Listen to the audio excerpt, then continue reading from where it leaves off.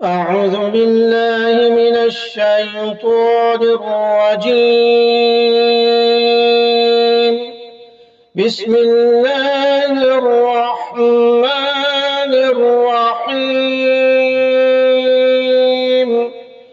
الحمد لله رب العالمين الرحمن الرحيم مالك يوم الدين.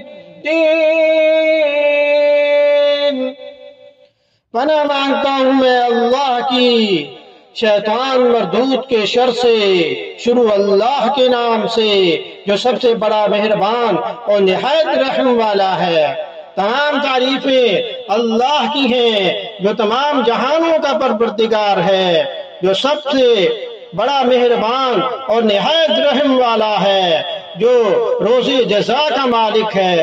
تو روز جزا کا مطلب ہے کہ وہ دن جب تمام بندوں کو ان کی دنیا میں کیے ہوئے اعمال کا بدلہ دیا جائے گا، کیونکہ روز جزا سے پہلے بھی کائنات کی ہر چیز کا اصلی مالک اللہ تعالی ہے، لیکن یہاں خاص طور پر روز جزا کے مالک ہونے کا ذکر اس لیے کیا گیا کہ دنیا میں اللہ تعالی نے ہی انسانوں کو بہت سی چیزوں کا مالک بنایا ہوا ہے۔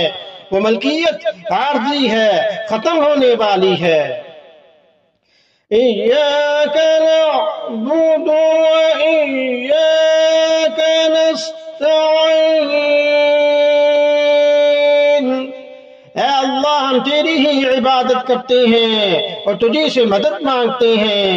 یہاں سے بندوں کو اللہ تعالیٰ سے دعا کرنے کا طریقہ سکھایا جا رہا ہے، اور اس کے ساتھ یہ واضح کر دیا گیا کہ اللہ تعالیٰ کے سوا کوئی کسی قسم کی عبادت کے لائق نہیں، نیز ہر کام میں حقیقی مدد اللہ تعالیٰ سے ہی مانگنی چاہیے، کیونکہ صحیح معنی میں کارساز اس کے سوا کوئی نہیں۔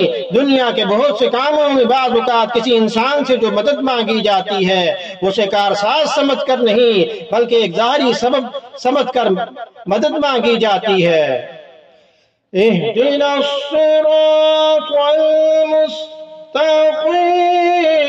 صراط الذین انعمت علیہم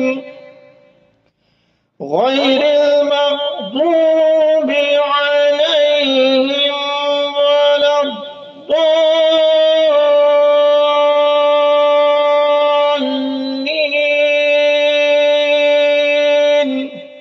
ہمیں سیدھے راستے کی ہدایت عطا فرما، ان لوگوں کے راستے کی جن پر تو نے انعام کیا، تاکہ ان لوگوں کے راستے کی جن پر غضب نازل ہوا، اور نہ ان کے راستے کی جو بھٹکے ہوئے ہیں۔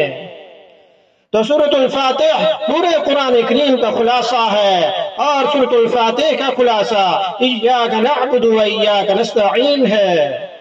آمنت باللہ صدق اللہ